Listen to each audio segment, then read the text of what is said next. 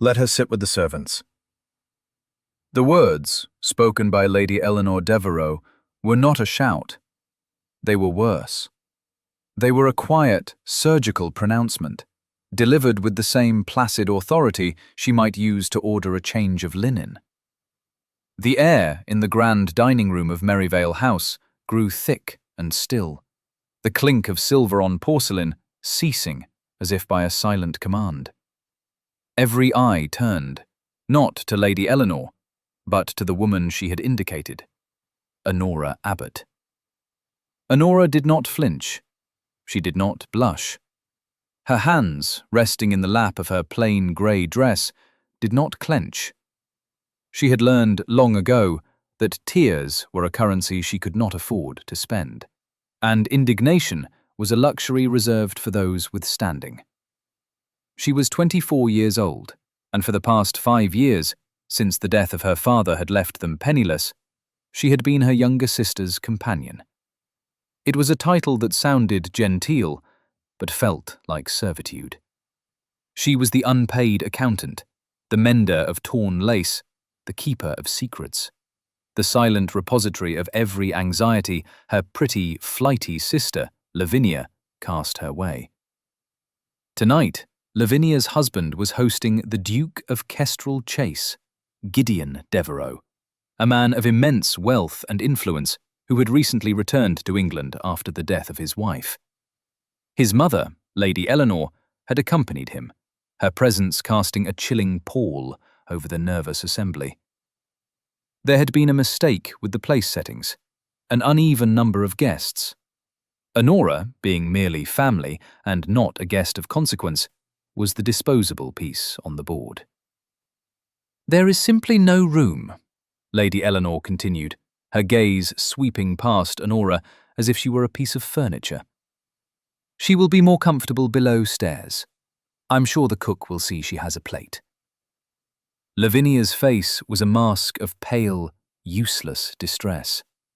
She fluttered a hand. "Oh, Mother Devereux, surely—" But her voice trailed off under the Dowager Duchess's cool stare. Honora felt a familiar, cold weight settle in her stomach. It was the weight of invisibility. She had managed her father's accounts, stretched a dwindling inheritance for 2 years after his passing, and now secretly managed this very household's teetering finances, turning Lavinia's husband's paltry income into a passable imitation of prosperity. She knew to the penny how much this dinner cost, and she knew it was a foolish extravagance. Yet here she was, deemed unworthy of a seat at the table she had, in essence, paid for. She made to rise, her movements calm and deliberate. She would go. She would eat in the kitchens with Mrs. Gable, who at least spoke to her with frankness. It would be an embarrassment, but enduring embarrassment was the bedrock of her existence. No. The word was low, quiet, and yet it cut through the room's tension like a blade. It came from the head of the table, from the Duke himself. Gideon Devereux had not spoken more than a handful of words all evening. He was a tall man, broad-shouldered, his face stark and unreadable. He was said to be broken by grief, a man hollowed out by loss. But his eyes, when they finally met Honora's, were not empty. They were a startlingly clear grey, sharp and assessing. He rose from his seat, not with a dramatic flourish, but with a slow, undeniable gravity. The footman froze. His mother's lips thinned into a bloodless line. The Duke picked up his heavy, carved oak chair, the legs scraping softly against the polished floor. He walked the length of the table, past the astonished faces of the other guests, and placed the chair directly beside Honora's own, at the very foot of the table, a space usually left for service. He sat down, his back partially to the rest of the room, and looked at her. "Miss Abbott," he said, his voice as devoid of ornament as his expression. Forgive my mother's lack of grace. We will sit here. He did not offer her pity. He did not offer her a rescue. He offered her a simple, irrefutable fact. Where he sat, the head of the table was. The gesture was so audacious, so contrary to every rule of society, that no one knew how to react. Lady Eleanor's face was a study in fury, but she could not reprimand her own son, a duke, in public. A footman, recovering his senses, scurried forward. "Your Grace, shall I move the setting?" "You will bring another," Gideon said, his eyes still on Honora. "And the bottle of the 98 claret, the one Mr. Carmichael is saving for himself." He knew, somehow, that Lavinia's husband was hiding the best wine. Honora felt a strange, unfamiliar warmth spread through her chest. It was not gratitude. It was something harder, something more akin to recognition. He had not seen a poor relation to be pitied. He had seen an injustice, and corrected it with the most economical and devastating of movements. For the first time in 5 years, she felt not invisible, but seen. Precisely and entirely seen. The dinner resumed, a stilted and awkward affair for everyone but the two at the foot of the table, who ate in a small, shared silence that was more comfortable than any conversation. The incident at the dinner table was a stone dropped into the still, murky pond of Honora's life, and the ripples spread in ways she could not have anticipated. In the days that followed, the atmosphere in Merrivale House was thick with Lavinia's anxieties and her husband's simmering resentment. They did not thank Honora for her composure, nor did they apologize for the humiliation. Instead, they seemed to blame her for the Duke's shocking breach of decorum, as if her quiet presence had somehow compelled him to act. Honora retreated into her work, the one place where she held any real power. The household ledgers were her sanctuary, the neat columns of figures a language she understood far better than the coded insults of the drawing room. It was there, 2 weeks after the dinner, that the crisis arrived. Lavinia's husband, Mr. Carmichael, burst into the small study where Honora worked, his face slick with sweat. "It's gone," he stammered, waving a sheaf of papers. "The quarterly accounts for the Fenwick Trust. They're a disaster. Lockhart says there is a discrepancy of over £500. 500! I'm ruined." Mr. Quentin Lockhart was a frequent visitor, a man whose polished boots and overly familiar compliments made Honora's skin crawl. He had positioned himself as Carmichael's indispensable financial advisor, but Honora suspected he was more wolf than shepherd. "Let me see," Honora said, her voice steady. For the next 2 hours, she worked. The silence in the room was broken only by the scratch of her pen and Carmichael's panicked breathing. The ledgers were a mess, a tangle of poorly recorded transactions and deliberate obfuscations. It was designed to confuse, to hide a slow, steady drain of funds. She thought of the Duke, of his plain, direct manner. He would not tolerate such chaos. He would demand clarity. Honora, in her own quiet way, demanded the same. She found it, not in the main ledger, but in the petty cash accounts, cross-referenced with the stablemaster's expense reports. Small amounts, withdrawn weekly for supplies that were never purchased. They added up, penny by agonizing penny, to precisely £517. It was not an accounting error. It was theft, skillfully disguised as incompetence, and the withdrawals had all been signed for by Mr. Lockhart. As she was tracing the final entry, the study door opened. Gideon Devereux stood there, dressed for riding, his presence filling the small, cluttered room.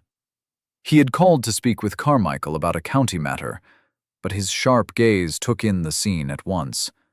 Carmichael's despair, the mountain of paper, and Honora, her finger resting on a single line in a worn leather book. "There is a problem," the Duke stated.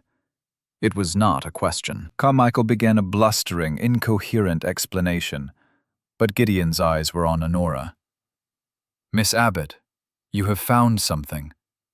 Honora did not look to her brother-in-law for permission. She looked directly at the Duke. "It is not a discrepancy, Your Grace. It is a systematic theft, concealed over 6 months. She turned the book around and pointed to the damning column. "Mr. Lockhart has been defrauding the trust." The air left the room. Carmichael stared, his mouth agape. He had been so convinced of his own ruin that he had never considered betrayal. Gideon stepped forward and examined the ledger. He looked at the neat, precise annotations Honora had made in the margins, the clear trail of evidence she had uncovered. He was silent for a long moment, his expression unreadable. Then he looked up, not at Carmichael, but at her. His next question was not about the money. It was not about Lockhart. It was about her. "Who taught you to read numbers with such clarity, Miss Abbott?" "My father, Your Grace. He was a merchant. He believed a woman's mind was as capable of logic as a man's." "He was correct," Gideon said. He turned to the blubbering Carmichael. "You will not speak of this to Lockhart. You will act as if you are still desperate. I will handle him. But I require your sister-in-law's assistance." That evening, a formal offer arrived by messenger. It was not an invitation or a request. It was a contract of employment. The Duke required an archivist to organize the papers of his late father, a notoriously chaotic collector of documents, at his estate, Heron Court. The work was expected to take 6 months, perhaps longer. The salary offered was £30 per annum, with room and board. It was a sum that represented more than money. It represented escape. It was a door out of the gilded cage of Merrivale House. Lavinia was aghast. "Go? To that gloomy place? To work? Honora, what will people say?" "I imagine," Honora replied, folding the letter with steady hands, "they will say very little, as they so rarely notice I am here at all." She accepted the position the next day. She packed her few belongings, 2 gray dresses, 1 dark blue, a collection of mended stockings, and a small, worn wooden bird her father had carved for her years ago. It was a kestrel, its wings slightly chipped. She had always kept it with her. When she left, her sister wept, clinging to her with a sudden, selfish affection. "Who will manage things?" Lavinia cried. "You will have to learn," Honora said, not unkindly. Lady Eleanor Devereux was, by all accounts, incandescent with rage at the news. She saw it as an affront, a sign of the Duke's continued and baffling interest in a woman she had already dismissed. To her, Honora was not an employee. She was a complication, a piece moved incorrectly on the board. Honora did not care. As the carriage pulled away from Merrivale House and turned towards the wild, open country that surrounded Heron Court, she felt a quiet, profound sense of release. She was not being rescued. She was being hired for a skill she possessed. For the first time, her worth was not being measured by her silence or her ability to endure, but by her competence. It was a strange and unfamiliar feeling, and it was very much like hope. Heron Court stood on a rise of land overlooking the sea, a severe and beautiful house of gray stone that seemed to have grown from the rock itself. It was, as Lavinia had warned, a gloomy place. The air inside was still and cold, smelling of beeswax and old grief. The servants moved like ghosts, their voices hushed, their eyes downcast. The house was in mourning, not just for the late Duchess, but for the life that had gone out of it with her. The housekeeper, a formidable woman named Mrs. Peg Vickers, greeted Honora with a skeptical sniff. Her face was a road map of wrinkles, her eyes sharp and missing nothing. "The Duke said you'd be coming. Your room is in the east wing. The library is unlocked. His Grace is out riding, and will see you at dinner." The welcome was as chilly as the flagstone floors. Honora understood her position perfectly. She was an outsider, an unknown quantity, brought in under unusual circumstances. She would have to earn her place here, not with words, but with work. The library was a testament to decades of intellectual curiosity and profound disorganization. Books were piled on every surface, maps overflowed from portfolios, and boxes of correspondence sat gathering dust, their wax seals crumbling. It was a daunting task, a labyrinth of paper, but to Honora, it was a paradise. Here there were no social niceties to navigate, no hidden meanings to decipher. There was only the honest, straightforward work of creating order from chaos. She began that first day, rolling up the sleeves of her plain dress and tying an apron over it. She worked with a quiet, methodical rhythm, sorting, dusting, cataloging. She ate her meals alone in a small breakfast parlor, the food plain but plentiful. The silence of the great house was a balm after the constant, nerve-jangling tension of Merrivale. Days turned into a week. She saw the Duke only at dinner, a formal and silent affair in the vast dining hall. He would ask her a single, direct question about her progress. She would give a concise report, and they would eat the rest of the meal in silence. Yet it was not an uncomfortable silence. It was a shared quiet, a respite. She learned that his grief was not a performance. It was a heavy cloak he wore, one he never removed. He spoke of his late wife rarely, but with a deep, abiding respect that Honora found herself admiring. He was a man who felt things deeply, but kept them sealed away. Slowly, almost imperceptibly, things began to shift. Honora, working near the drafty library window, noticed that a pane of glass was loose in its leaden frame. Instead of complaining, she found a pot of putty in the gardener's shed and, using the skills her practical father had taught her, carefully sealed the draft herself. Mrs. Vickers saw her, but said nothing, though the next day a warm brick for her feet appeared by her chair. It was the gruff housekeeper's version of a compliment. Outside the library window grew a single, magnificent rosebush, a variety Honora had never seen before.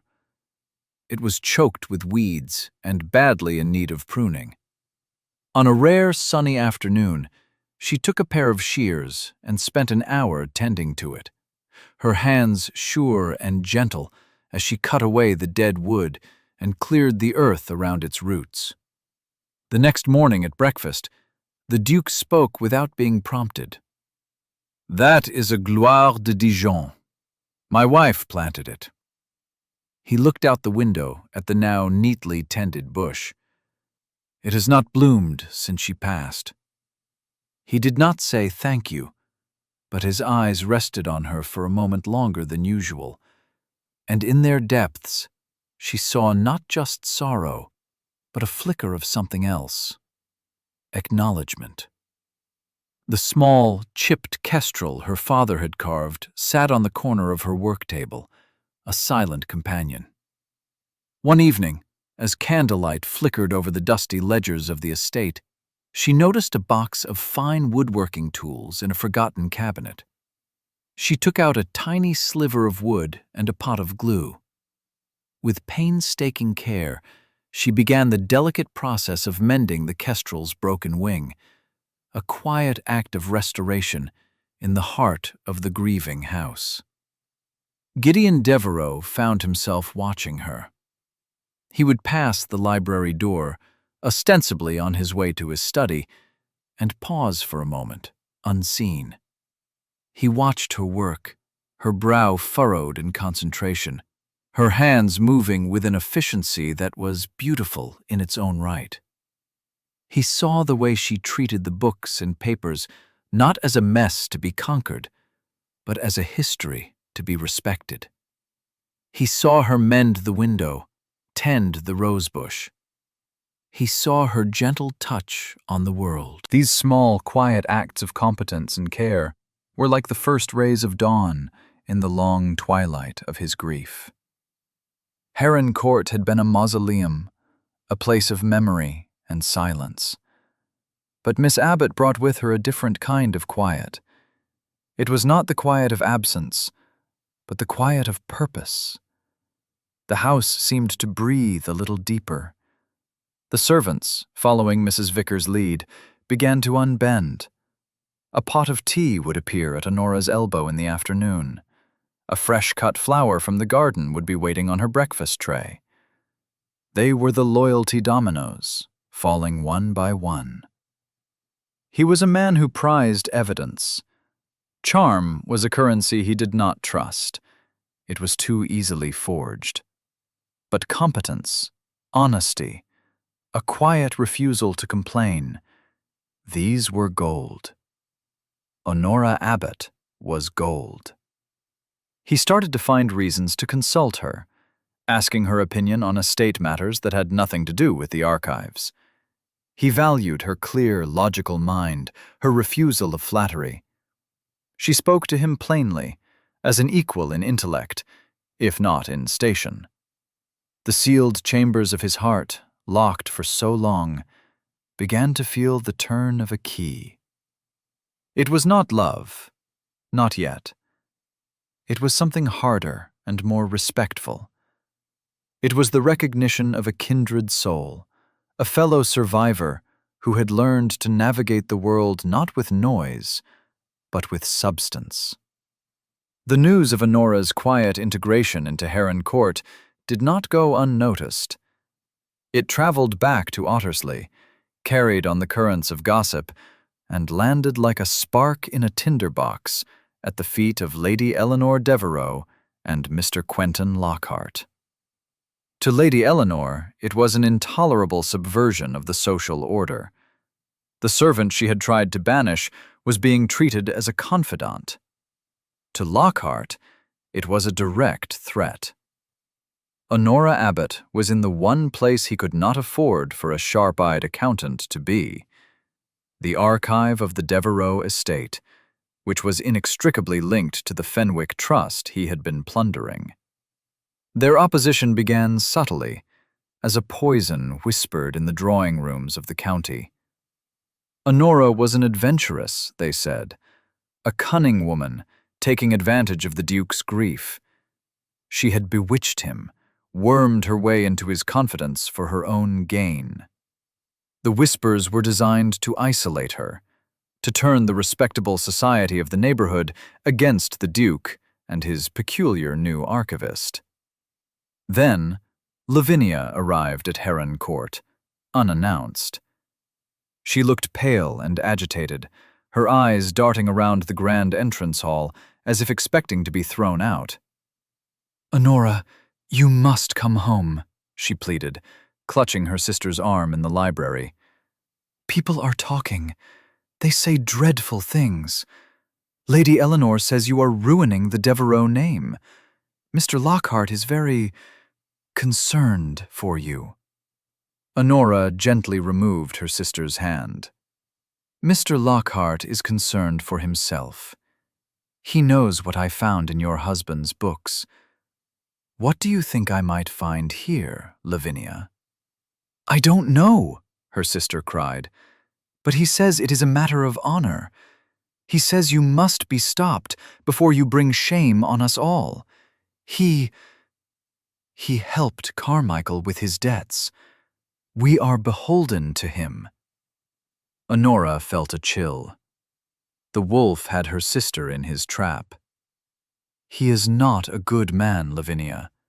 You must see that." "He has been a friend to us," Lavinia insisted, her voice rising with a note of hysteria. She was weak, easily swayed by the last person who had spoken to her with authority. She was a pawn in a game she did not understand, and she was allowing herself to be used against her own sister. The visit was the first move. The second was far more direct and dangerous. A week later, Gideon was called away to London on urgent business. He would be gone for 3 days. Honora was left in charge of the archives, a testament to his growing trust in her. It was on the second day of his absence that the attack came. She had been working on a set of legal papers related to a land dispute from his grandfather's time. Among them was a delicate, sealed document, a codicil to an old will. It was important, but not, she thought, of immediate consequence. She worked late into the evening, the only light in the vast house coming from the twin candles on her desk. Exhausted, she finally retired to her room, leaving the codicil safe within a locked folio on the table. The next morning, it was gone. Panic, cold and sharp, seized her for a moment before she forced it down. She searched the library meticulously, her mind racing. It was not misplaced. It had been taken. Her blood ran cold as she realized the implication. A theft at Heron Court, from a room only she had been using. Her first instinct was to send a rider to the Duke, but before she could, Mrs. Vickers appeared at the library door. The housekeeper's face was grim, her expression pained. In her hand, she held a letter. "Miss Abbott," she said, her voice strained. "I found this, in your room, when I went to turn down the bed." Honora took the letter. It was not in her handwriting. It was a poorly executed forgery of her script, addressed to Mr. Lockhart. It spoke of a document she had secured, a codicil, and named a price for its delivery. It was a plant, a piece of manufactured evidence so perfectly timed, so damning, that it stole her breath away. They had not just stolen the document, they had framed her for the crime. Mrs. Vickers, a woman of rigid duty, would have no choice but to believe the evidence of her own eyes. The loyalty she had so carefully earned felt as if it were turning to ash. This was the true attack, designed not just to discredit her, but to destroy the Duke's trust in her completely. Gideon returned from London to a house simmering with crisis. Mrs. Vickers, her face a mask of conflicted duty, met him in the hall and presented him with the forged letter. She reported the facts plainly: the missing codicil from the locked library, the letter found in Miss Abbott's room. She did not offer an opinion, but her troubled eyes spoke volumes. He read the letter once, his expression unreadable. Then he walked to the library. Honora was standing by the window, looking out at the gray, churning sea. She was not crying. Her hands were clasped behind her back, her posture straight. She looked like a soldier awaiting a verdict. He did not raise his voice. He did not accuse. He simply stood in the doorway, the letter held between 2 fingers, and fixed her with his penetrating gaze. The silence stretched, thick with unspoken questions. He was the Duke. She was his employee, a woman with no family or fortune to defend her. By every law of society, he should dismiss her on the spot. "Explain this," he said at last, his voice quiet and cold as the stone walls around them. Honora turned to face him. She met his gaze without flinching. This was the moment. The test. Her entire future rested on the next few minutes. She could feel the weight of Lockhart's and Lady Eleanor's malice pressing in on her. But in the Duke's grey eyes, she saw not a foregone conclusion, but a demand for truth. He was a man of evidence, and she would give him evidence. "It is a forgery, Your Grace," she said, her voice as calm and steady as she could make it. "The codicil was on the desk when I retired 2 nights ago. The library was locked. The letter is designed to make you believe I stole it and intended to sell it to Mr. Lockhart. The handwriting is a close match to yours. It is, but it is not perfect. If you look at the capital A in Abbott, the forger has used a looped top. My father taught me to write a simple, unlooped capital. You can see it in all my archival notes." She gestured to the neat stacks of paper on her work table. "Furthermore, the letter mentions a price of 50 guineas. The codicil, which I studied, pertains to a small parcel of tenant farmland. Its legal value would be negligible to a man like Mr. Lockhart. The price is an invention, meant to sound plausible to someone who has not read the document in question." She did not plead. She did not appeal to his kindness or ask him to trust her. She presented facts. She trusted in the truth and in his ability to recognize it. She had laid her case before him, and now she waited. He walked over to her desk, picked up one of her catalogue notes, and compared it to the letter. He studied the 2 capital A's for a long, silent minute.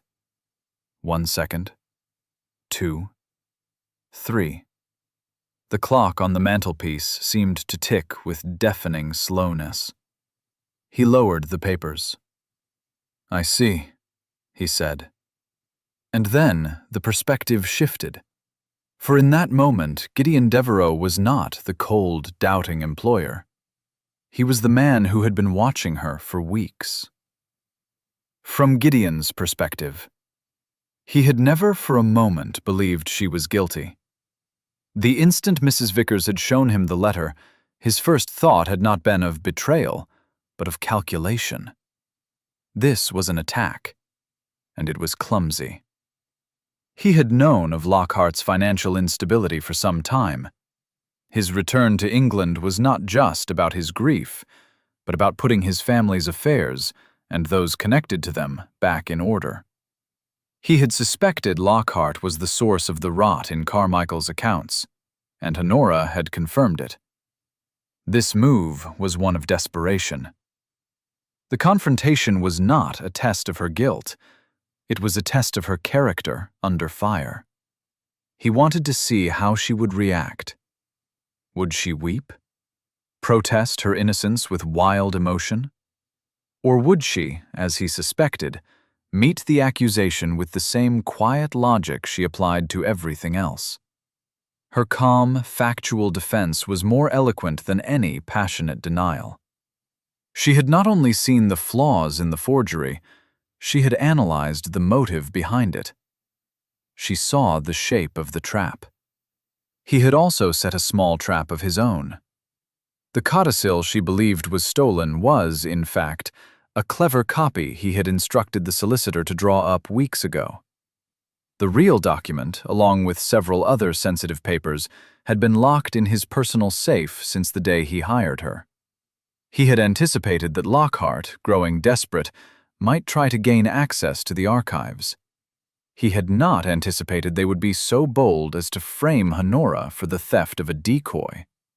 It told him everything he needed to know about their arrogance and their fear. He looked at her now, standing so still and proud before him, having defended herself with nothing but her own sharp mind. The respect he felt for her deepened into something more protective, more profound. He had brought her here to bring order to his house, but she was doing more than that. She was forcing him to engage with the world again, to fight for something, to fight for her. "The forger was careless," he said, his voice returning to its usual quiet tone. He dropped the forged letter onto the embers of the library fire, where it blackened and curled into ash. "They underestimated you. And they underestimated me." Honora's breath escaped her in a quiet rush. The tension that had held her rigid for hours finally released its grip. He believed her. Or rather, he had never doubted. It was not pity. It was partnership. "They will expect me to dismiss you," Gideon continued, turning from the fire. "You will pack a small bag. I will have the carriage brought around, and you will leave Heron Court in disgrace. Publicly." Honora's eyes widened in shock and confusion. "You will go to the inn at Ottersley," he went on, ignoring her expression. "And you will wait there. I am setting a new trap, Miss Abbott. One from which Mr. Lockhart will not escape. But I will need your help to spring it." We'll take a very short break. If you don't want to miss new stories, please subscribe to the channel. The plan Gideon laid out was simple, elegant, and ruthless. Honora's public disgrace was the bait. Her tearful, and entirely feigned, departure from Heron Court was witnessed by several servants known to be gossip-mongers. The news of the thieving archivist's dismissal spread through Ottersley like wildfire, just as Gideon had intended. Lady Eleanor was reported to be triumphant, and Mr. Lockhart, believing his scheme had worked perfectly, grew bold. Honora, installed in a quiet room at the King's Arms Inn, found herself playing the role of a fallen woman. But instead of despairing, she was working. Each day, a messenger from Heron Court brought her copies of documents from the archive: ledgers, correspondence, contracts. Away from the prying eyes of the estate, she was piecing together the full scope of Quentin Lockhart's financial crimes, which were far more extensive than the petty theft from the Fenwick Trust. He had been using a web of loans and falsified investment reports to defraud half the county, including the late Duke himself. Her mind, sharp and clear, cut through the tangle of deceit, creating a clear, undeniable timeline of fraud. A week later, Gideon made his move. Invitations were sent from Heron Court for a formal dinner. The guest list was small but potent. Mr. and Mrs. Carmichael, a shaken but compliant Lavinia at her husband's side, Mr. Quentin Lockhart, preening with victory, Lady Eleanor Devereux, smug and composed.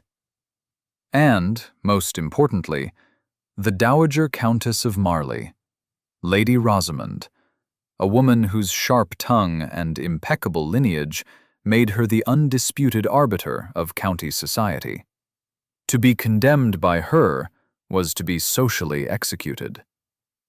The evening of the dinner, the atmosphere at Heron Court was electric. The house, which had been so quiet, was now ablaze with candlelight. Honora was not present.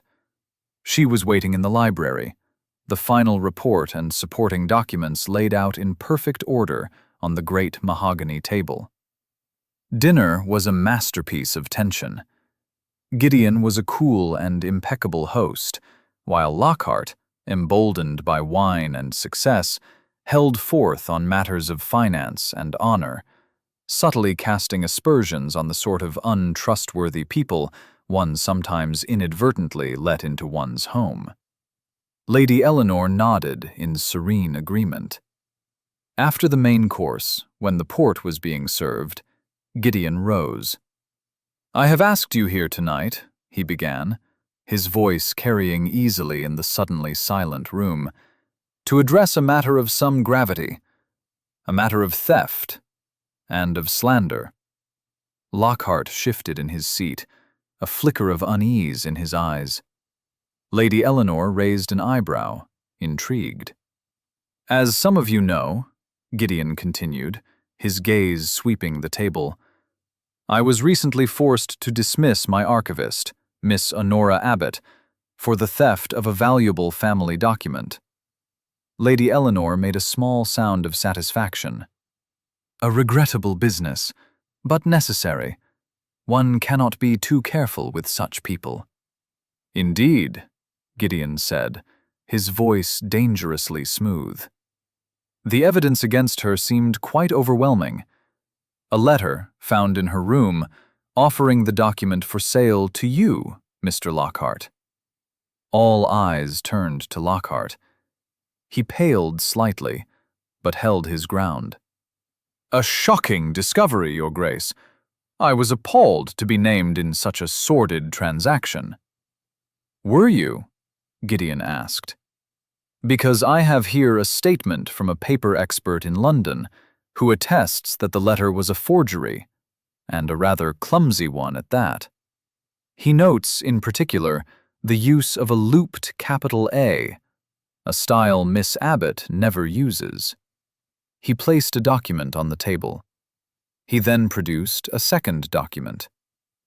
I also have a sworn affidavit from a stable boy at Merrivale House, a lad named Jem, who claims he was paid a shilling by you, Mr. Lockhart, to steal a sample of Miss Abbott's handwriting from her wastebasket several weeks ago. Lockhart shot to his feet. This is an outrage! Scurrilous accusations from a servant! And what of this?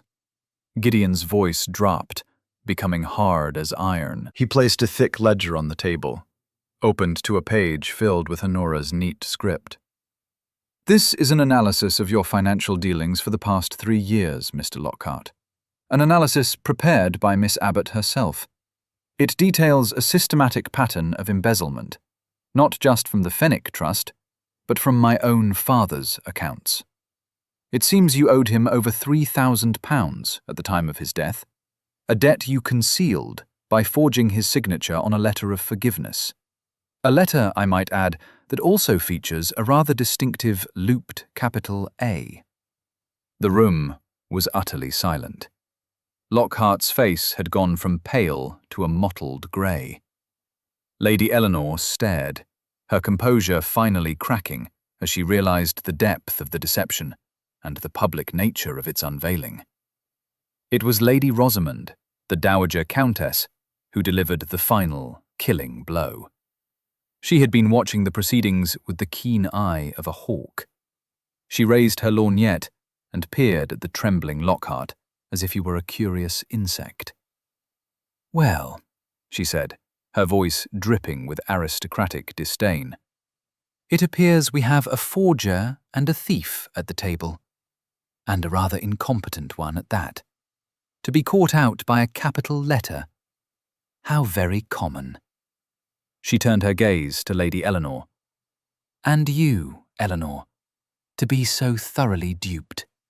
Your judgment appears to be failing you in your old age. The condemnation was absolute. Quentin Lockhart was ruined, not merely legally, but socially. He stumbled from the room without another word. Lavinia was weeping quietly into her napkin, a portrait of shame and regret. Lady Eleanor sat rigid, her face a stone mask, her reign as the matriarch of the county over in a single humiliating stroke. Later that night, after the disgraced guests had departed, Heron Court was quiet once more. But it was a different kind of quiet. The oppressive silence of grief had been replaced by the calm of a battle won, of justice served. Gideon found Honora in the library, standing before the fire. The documents she had prepared were stacked neatly on the table, their work done. She looked tired, but a profound sense of peace radiated from her. He did not thank her for her work. He did not praise her for her cleverness. He walked over to the mantelpiece and picked up the small wooden kestrel she had so carefully mended. He turned it over in his hand, his thumb tracing the fine, almost invisible line where the wing had been broken.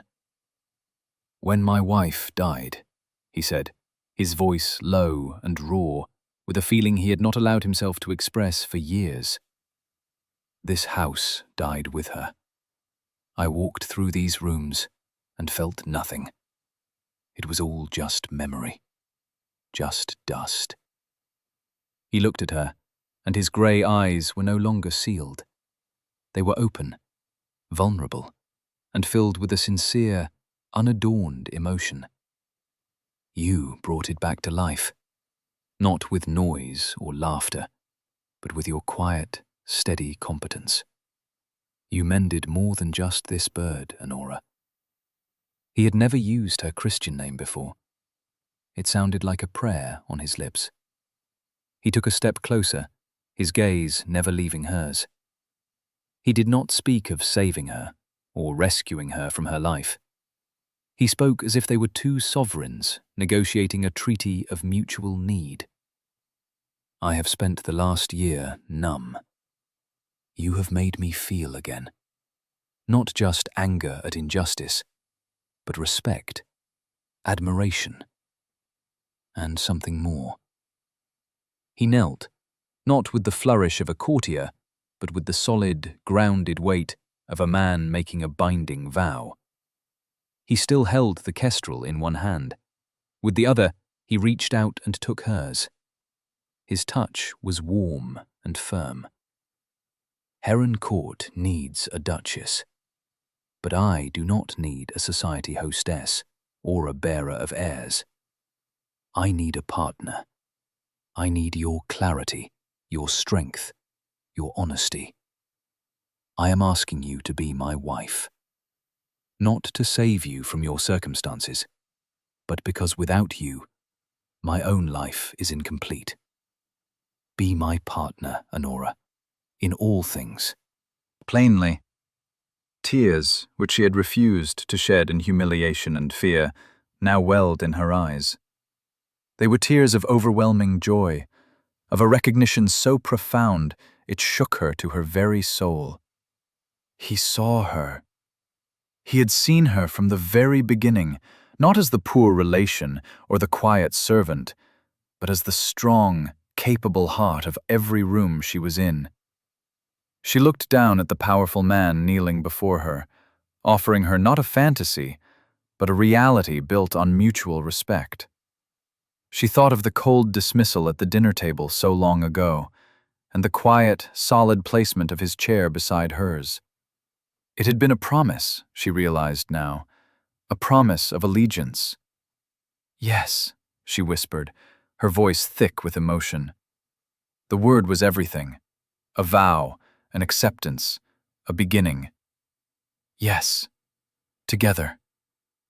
1 year later, the sunlight of a late spring afternoon streamed through the tall library windows of Heron Court, illuminating the dust motes dancing in the air.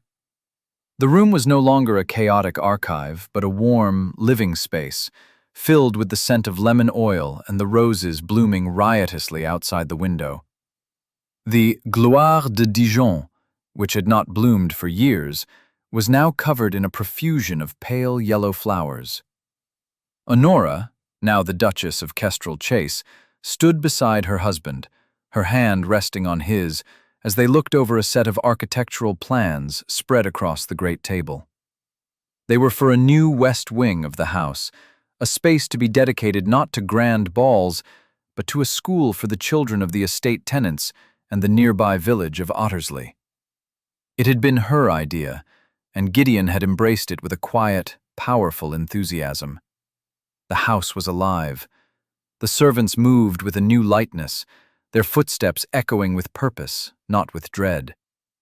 Mrs. Vickers, who now ruled the household staff with a benevolent iron fist, entered with a tea tray, a rare, genuine smile gracing her lips as she looked at the Duke and his wife. The loyalty dominoes had not just fallen. They had been cemented into a foundation of deep affection. Lavinia visited sometimes. She was a changed woman, quieter, more thoughtful. The public disgrace of Mr. Lockhart had forced her and her husband to face their own follies. They had sold Merrivale House and now lived in a small but respectable cottage, living within their means for the first time. The relationship between the sisters was not what it had once been, but it was healing, rebuilt on a new, more honest ground. Lavinia was finally learning to manage for herself. Lady Eleanor Devereux lived in quiet retirement at the Dower House. Her power was broken, her pronouncements no longer carrying the weight of law in the county. She and Honora maintained a cool, correct distance, a peace born of Honora's unassailable position and Gideon's unwavering devotion. Later that evening, as dusk settled over the sea, Honora and Gideon sat together before the library fire. The room was quiet, filled with the comfortable silence that had first drawn them together. On the mantelpiece, in the place of honor, sat the small wooden kestrel. Its mended wing was a testament to their story. If you looked closely, you could still see the fine, faint line where the wood had been broken, a delicate scar. It was not a symbol of perfection, but of restoration. It was a reminder of what had been endured, what had been broken, and what had been made whole again, together. Gideon reached for her hand, his fingers lacing through hers. It was not a grand passion born of fire, but a deep, abiding love built on the solid ground of truth, a partnership of two souls who had found their home not in a house, but in each other. Thank you for listening to the story all the way to the end. Please tell us which city you're watching from and what the story made you feel. Don't forget to subscribe so you won't miss new stories.